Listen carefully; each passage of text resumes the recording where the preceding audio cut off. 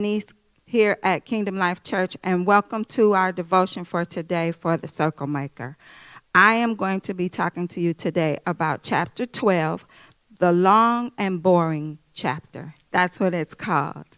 So as we get to this chapter, we enter into the third section of the book where Pastor Mark introduces the third circle of thinking long. I'm just going to give you a few things that stood out to me, and then give you a couple pointers about it and send you on your way, okay?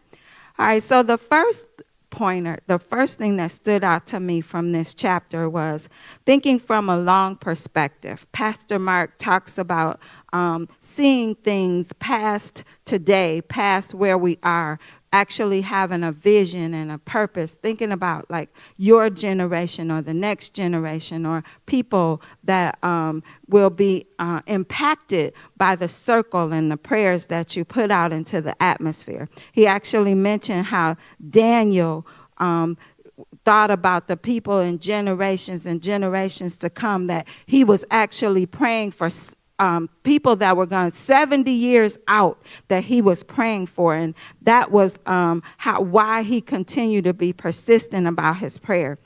My point for you on that one is, remember, people's lives are depending on you and your prayers, those you know and those you don't know, for generations to come. When you make a circle and you are praying long, the long is how many people are going to be impacted. The long is who is going to be able to talk about the miracle behind my circle for years and years and years to come.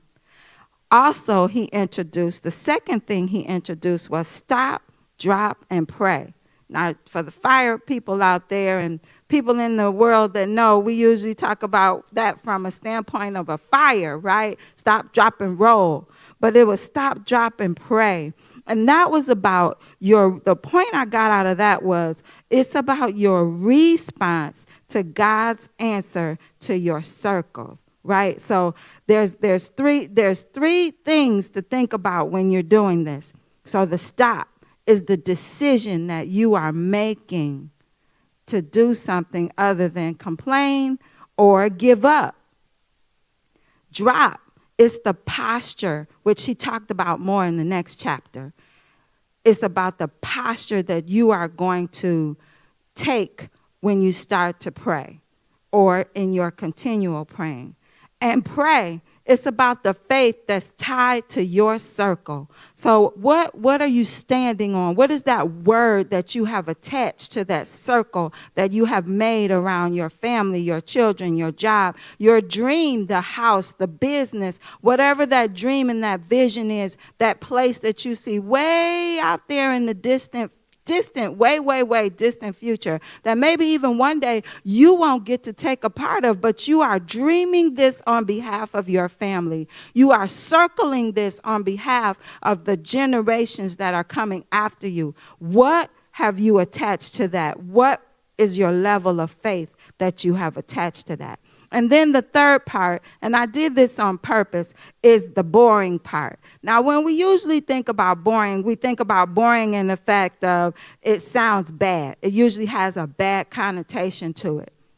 But I want to challenge you real quick to think about boring and give you a paradigm shift. That boring is not necessarily a bad thing, but I want you to attach the word repetitious or perseverance to boring, because boring is really about the repetition of the prayer, not getting tired of saying the same thing over and over, not getting tired of confessing your faith, not getting tired, not giving up, but about persevering. It's about standing in there even when you don't feel like it. It's about those sleepless nights and those times when you want to give up, but you just can't, because he talked about the sleepless nights and the not giving up as he talked about his son, and he talked about Daniel, just not giving up, consistently, continually praying, not being boring.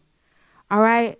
I want to just leave this with you today, okay? Just a couple things for you to think about as you are thinking about long and boring prayers. When was the last time you had a sleepless night over your prayer circle or your dream?